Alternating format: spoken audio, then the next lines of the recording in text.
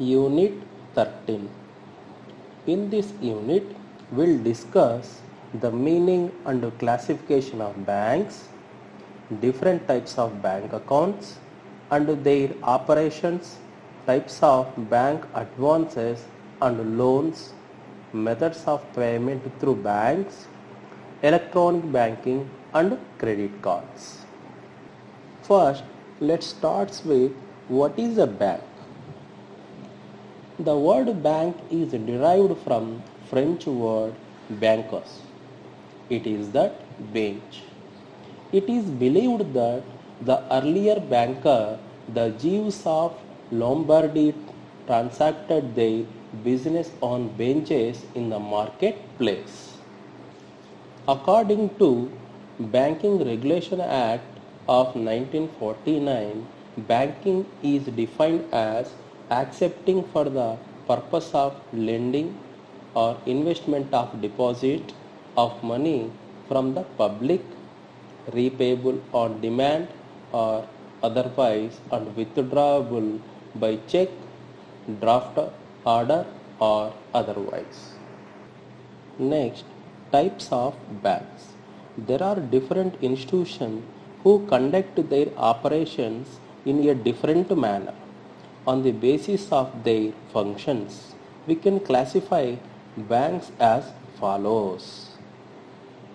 First one, commercial banks. Commercial banks are institutions dealing in money. These are governed by Indian Banking Regulation Act 1949. And according to the Act, banking means accepting deposit of money from the public for the purpose of lending or investment. There are two types of commercial banks, public sector and private sector. Public sectors means public sector banks are those in which government has major stake and they usually need to emphasize on social objectives than on profitability. For example, SBI, Punjab National Bank, Indian Overseas Bank, etc. Second one, private sector bank. Private sector banks are owned, managed and controlled by private promoters and they are free to operate as per market forces. For example, HDFC Bank, ICICI Bank, Kotak Mahindra Bank and Jammu Kashmir Bank. Second one, cooperative banks. Cooperative banks are governed by the provision of State Cooperative Society Act and meet essential for providing cheap credit to their members. It is an important source of rural credit, that is agricultural financing in India. Example, Mahesh Cooperative Bank, District Cooperative Bank, etc. Next, third one, specialized bank. Specialized banks are foreign exchange banks, industrial banks, development banks, export-import banks, catering to specific needs of these unique activities. These banks provide financial aid to industries, heavy turnkey projects and foreign trade. For example, Exim Bank, IDBI Bank, HDBI, etc. Fourth one, central bank. The central bank of any country supervises, controls and regulates the activities of all the commercial banks of that country. It also acts as a government banker. It controls and coordinates currency and credit policies of any country. The Reserve Bank of India is the central bank of our country. Next topic, role of commercial banks. Commercial banks plays a very important role in the economic development of the country. Banks are the nerve center of trade, commerce and business in any country. We can discuss the role of commercial banks by examining the services provided by them as under. First one, collection of deposit. Second one, facilitate payment. Third one, provide loans and advances. Fourth one, provide credit information. Fifth one, discounting of bill. Sixth one, collection of checks. Seventh one, safety of valuable. And eighth one, remittance of money. Next topic, banker and customer. A customer is one who has an account with a bank. The relationship between the banker and the customer is of a contractual nature whereby the banker is the debtor and the customer is the creditor. When bank accept goods for safety custody, then the relationship is that of the bailor and bailee. Banks perform many agency functions on behalf of its customers such as collection of checks and drafts, payment of insurance premium, etc.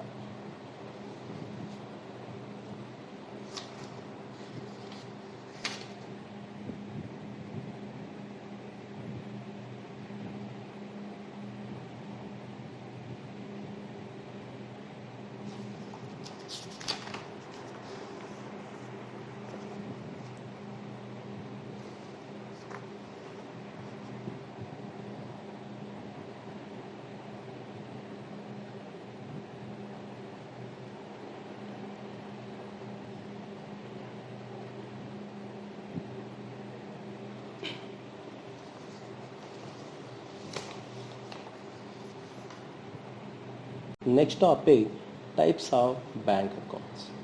Banks accept money from the public in various forms which constitute borrowing by banks. Therefore, these are shown as liability in the balance sheets of banks. The deposits are one of the sources of funds for the banks. Kinds of deposits: fixed deposit account, current account, saving bank account and recurring deposit account. Fixed deposit account is meant for those who have spare money and who wants to earn without taking any risk. The amount of deposit is repaid by the bank with interest on the expire of predetermined period. Next, a current account. A current account is suitable for businessmen who can deposit and withdraw money from their accounts as many times as the like, provided they have credit balance in their account. Next, saving bank account. A saving bank account is meant to encourage the habit of savings. Next, recurring deposits. Recurring deposits are gaining wide popularity these days. Under this type of deposits, the depositor is required to deposit a fixed amount of money every month for a specific period of time. The period of account may be vary from 12 months to 10 years. After the completion of the specified period, the customer gets back all his deposit along with the cumulative interest accrued on the deposits. And next one, modes of making payments.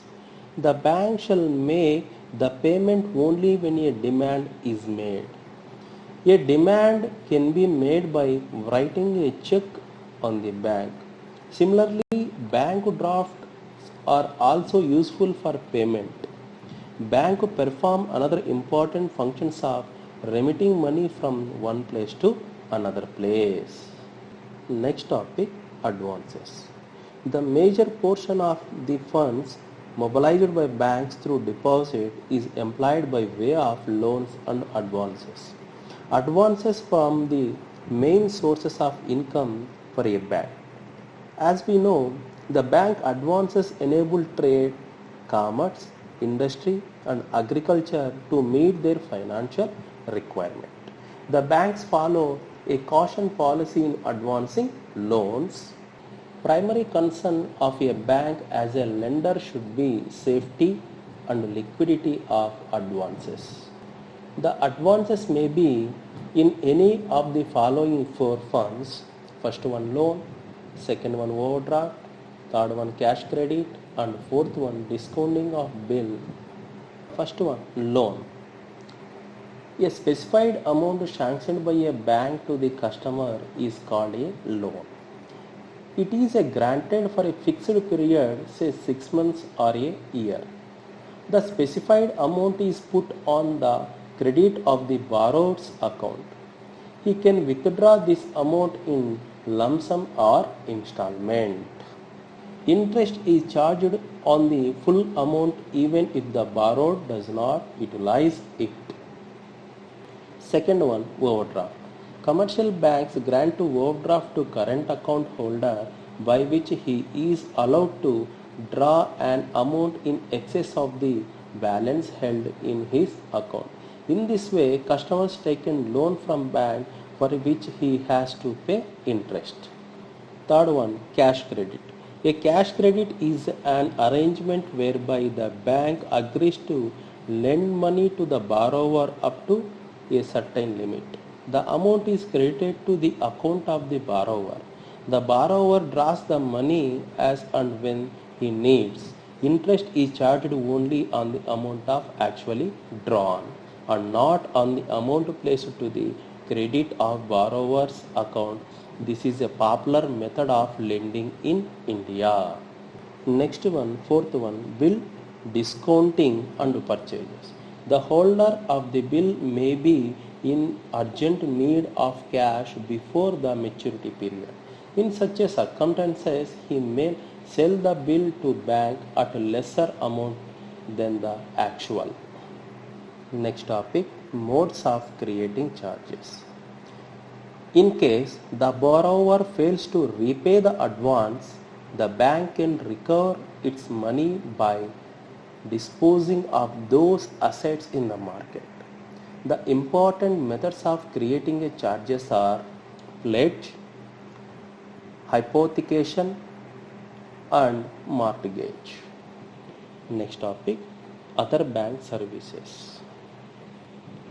Apart from performing the main functions of accepting deposits and granting advances, the banks have started performing various other services to the customer. Such other services are as follows: collection of money on behalf of customers, leasing, tax consultancy, merchant banking services, issuing of credit cards. This type of facilities for its customers whereby the customer can make purchase without paying cash immediately.